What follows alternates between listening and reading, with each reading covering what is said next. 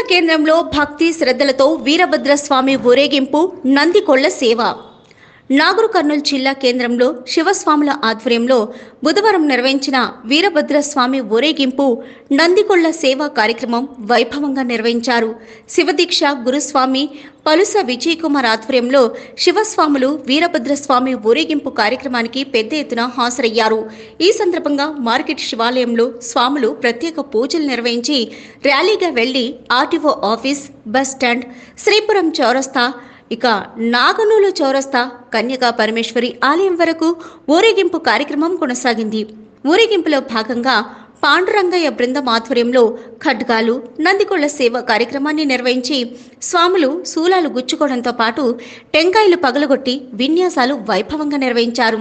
వీరభద్రస్వామి ఊరేగింపు కార్యక్రమానికి నాగర్ కర్నూల్ నియోజకవర్గంలోని పలు గ్రామాల నుంచి పెద్ద ఎత్తున శివస్వాములు హాజరయ్యారు.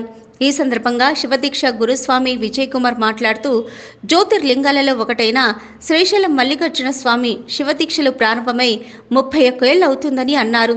హిందూ ధర్మ పరిరక్షణ కోసం ప్రతి ఒక్కరూ కృషి చేయాలని అన్నారు.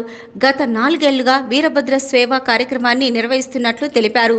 అనంతరం పాండురంగయ్య గుప్తా బృందాన్ని శాల్వాలతో ఘనంగా సన్మానించారు. కార్యక్రమంలో పాండురంగయ్య గుప్తా, కోటేశ్వర్, రాజారత్నం,